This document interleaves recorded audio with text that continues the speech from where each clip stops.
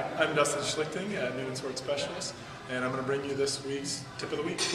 Today we're going to talk about either increasing or decreasing range of motion in the deadlift. One of the big reasons that we do this is to meet our clients where they're at, specifically what their body's capable of doing day one. Basically everybody in the gym at some point in their day has to pick something up from the floor.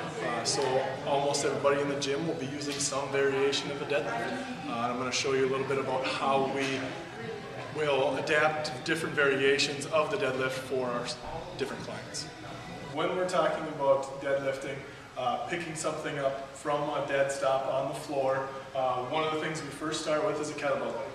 So if we have a client who comes in and we haven't seen them deadlift yet, and they come in and their first attempt looks something like this,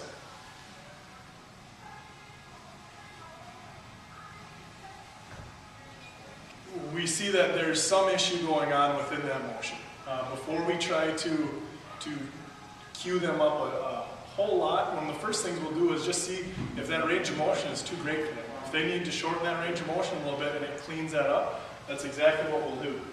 So we'll elevate the kettlebell, we'll come right up over the top of it, and if they can get to here with good form, but it's those last few inches that cause them to round, then this is where we'll deadlift from.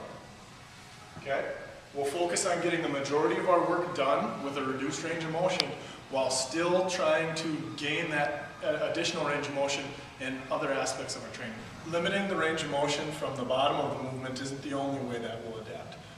Depending on where that pain-free range of motion is, we always want to work within it, within those limits to expand those limits. So another aspect of it might be that we limit the top of the range of motion. So while someone may feel great in the bottom, we might not actually have them stand all the way up with the weight.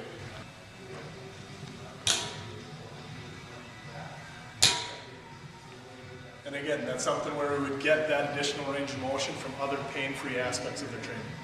We've talked a little bit about how we shorten the range of motion in the deadlift in order to make certain gains. Well, we're going to talk about how we will occasionally increase the range of motion in order to make the exercise a little bit more challenging, or to get a couple of specific outcomes, such as trying to work on the start position or a little bit more of a squat position in their deadlift.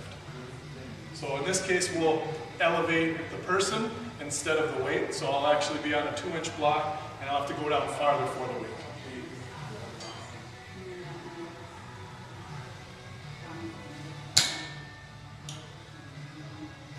The 3 different variations that we talked about today, the elevated deadlift, the shortened range of motion at the top, and then the deficit deadlift, are 3 ways that we'll use to try and work through different weak points in deadlifts, or also just to try and adapt the movement to the person, not trying to adapt the person to the movement, to continue to get a training effect even though we may not be able to use a full range of motion exercise.